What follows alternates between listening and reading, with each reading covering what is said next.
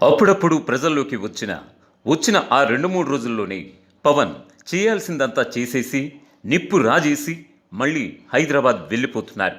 3 నెలలకొకసారి ప్రజల్లోకి వచ్చే ఆయన ఆ మధ్య ఈస్ట్ గోదావరికి పర్యటించి రాజోలు, రాజానగరానికి అభ్యర్థులు ప్రకటించేశారు.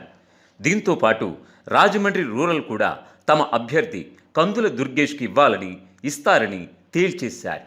దీంతో 40 ఇయర్స్ ఇండస్ట్రీ నన్ను కాదని మీరు టికెట్లు ఎలా ఇస్తారు అంటూ సిట్టింగ్ ఎమ్మెల్యే గోరంట్ల బుచ్చయ్య చౌదరి ఇప్పటికే నిప్పు రాజేశారు.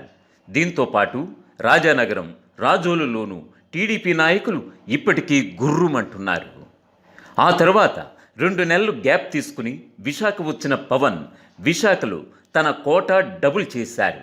అంటే గతంలో గోదావరి జిల్లాలో 2 సీట్లు ప్రకటించిన పవన్ విశాఖ వచ్చేసరికి 4 సీట్లు తమ వాళ్ళకే అని చెప్పేశారు.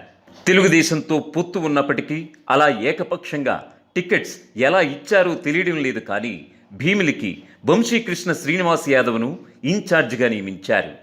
పెందుర్తి పంచకర్ల రమేష్ బాబును, గాజువాకకు సుందరపు సతీష్ కుమార్ను, యలమంచిలిని సుందరపు విజయ్ కుమార్కు ప్రకటించేశారు.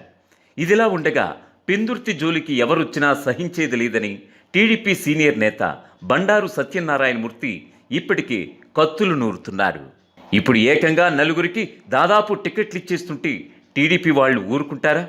ఇప్పటికే అక్కడ 5 ఏళ్లుగా పనిచేస్తున్న టీడీపీ క్యాడర్ సైలెంట్గా జనసేనకు సపోర్ట్ చేస్తుందా? వాళ్ళ గెలుపు కోసం పనిచేస్తుందా?